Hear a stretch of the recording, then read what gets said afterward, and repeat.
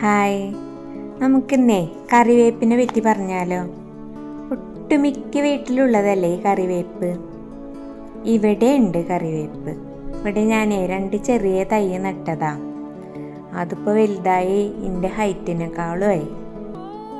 എല്ലാവർക്കും വേപ്പും തൈ വളർത്തുമ്പോൾ ഉണ്ടാവും ഈ ഇലകളിൽ ഈ മഞ്ഞ കളർ വരിക, അതുപോലെ തണ്ടിൻ്റെ മുകളിലും ഇലയുടെ മുകളിലൊക്കെ ഒരു വെള്ളീച്ച പോലത്തെ സാധനം വരിക, വൈറ്റ് സ്പോട്ട് വരിക, അതുപോലെ ഇല ഇങ്ങനെ ചുരുണ്ട് കയറുക. എനിക്കുണ്ടായിരുന്നു ഇതൊക്കെ. കുറേ പരീക്ഷണങ്ങൾ ഞാൻ അതിൻ്റെ മുകളിൽ നടത്തി നോക്കിയിട്ടുണ്ട്. എന്നിട്ട് ഒരു പരീക്ഷണമാണ് ഇതിൽ നല്ല പോലെ വിജയിച്ചത്. ഇപ്പോൾ ഒരു കുഴപ്പമില്ലാണ്ട് ഇതുപോലെ നിൽക്കാൻ കാരണം ആ ഒരൊറ്റ മരുന്നാണ്. ആ മരുന്ന് എല്ലാ പ്രശ്നങ്ങൾക്കും പരിഹാരമാണ്. അതായത് 1 ലിറ്റർ വെള്ളത്തിലേക്ക് 1 സ്പൂണ് വിനാഗിരി, 1 സ്പൂണ് പാത്രം കഴുകണ ലിക്വിഡും 1/2 സ്പൂണ് മഞ്ഞൾപ്പൊടി എടുത്തിട്ട് നന്നായി മിക്സ് ചെയ്യുക. എന്നിട്ട് ഈ വേപ്പിൻ്റെ അടിഭാഗം മുതൽ മുകൾ ഭാഗം വരെ തണ്ടിൻ്റെ മുകളിലും ഇലയുടെ മുകളിലും ഒക്കെ നല്ലപോലെ സ്പ്രേ ചെയ്ത് കൊടുക്കുക.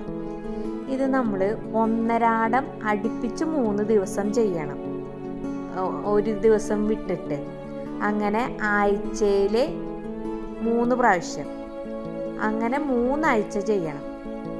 പിന്നെ നമ്മളിത് വരുന്നുണ്ടെങ്കിൽ മാത്രം ചെയ്താൽ മതി. പിന്നെ ഇങ്ങനെ ചെയ്യണം കാട്ടി മുന്നേ ആദ്യം നമ്മൾ ഇതിൻ്റെ കളകളൊക്കെ പറിച്ച് വെടുപ്പാക്കണം.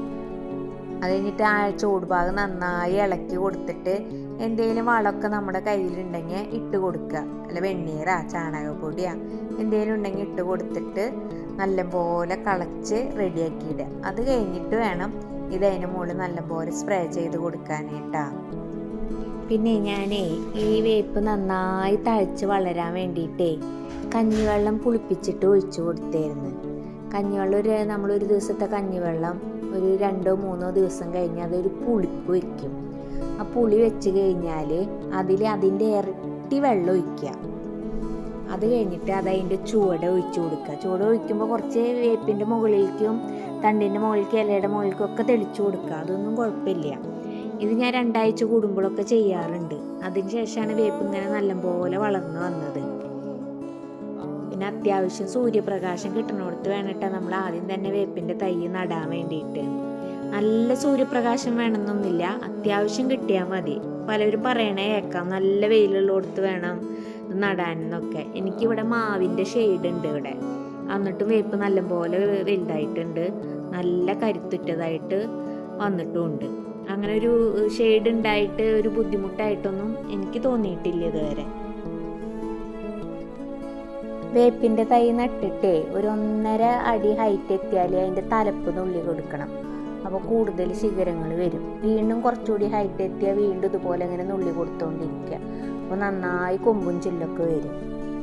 പിന്നെ ഞാനിവിടെ വേറൊരു കാര്യം ചെയ്തിട്ടുണ്ടായിരുന്നു. നമ്മുടെ ഹൈറ്റ് എത്തുന്ന വരെ അതുമൊന്ന് പൊട്ടിച്ചേരുന്നില്ല കേട്ടാ.